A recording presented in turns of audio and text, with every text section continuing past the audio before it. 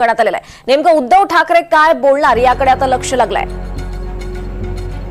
आज उद्धव ठाकरेंची पत्रकार परिषद होत आहे। दुपारी ही पत्रकार परिषद पार पडणार आहे। नेमकं काय विषय असेल, काय नेमकं बोलणार उद्धव ठाकरे याकडे आता सर्वांचं लक्ष लागलंय। मातोश्रीवर या पत्रकार परिषदेचं आयोजन करण्यात आलेलं आहे।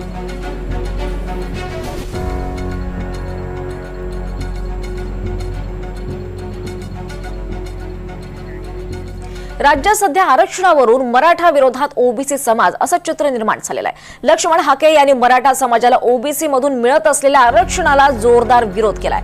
मात्र ते आता लवकरच मोठा निर्णय घेणार आहेत। आज अहिल्यानगरातील दैत्य नांदूर या ठिकाणी ओबीसी समाजाचा महाएल्गार मेळाव्याचं आयोजन करण्यात आलेलं आहे। या मेळाव्यात हाके मोठी घोषणा करण्याची शक्यता आहे।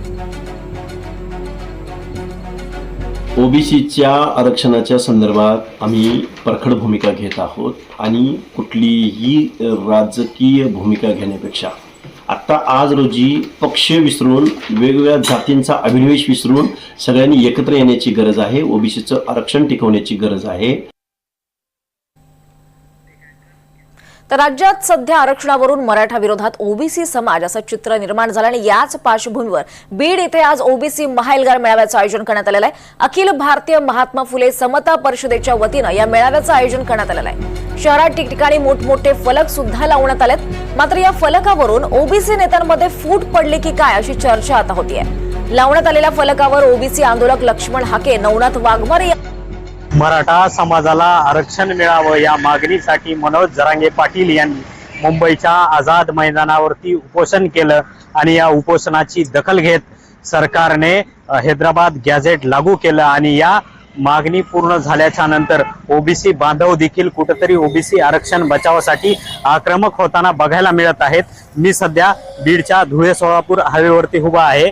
शहरातील मुख्य चौकामध्ये शहरामध्ये जाणाऱ्या रस्त्यावरती हे बॅनर लागलेला आहे। या बॅनरवरती मंत्री छगन भुजबळ यांच्या समता परिषदेच्या वतीने महाएल्गार सभेचं आयोजन बीडमध्ये करण्यात आलं आहे। तत्पूर्वी हे बॅनर जे आहेत मोठमोठे बीड शहरामध्ये झळकल्याचं बघायला मिळत आहे। या बॅनरवरती मंत्री पंकजा मुंडे, माजी मंत्री धनंजय मुंडे, जयदत्त क्षीरसागर तसेच गोपीचंद पडळकर असतील व दिवंगत नेते गोपीनाथ मुंडे यांचा देखील फोटो आहे। मात्र ओबीसी आरक्षणाच्या लढाईसाठी गाव तांड्यावर वस्तीवरती जाऊन जे लक्ष्मण हाके असतील, नवनाथ वाघमारे असतील, हे कुठेतरी सभा घेतायत, कुठेतरी ओबीसी आरक्षण बचावासाठी जनजागृती करतायत।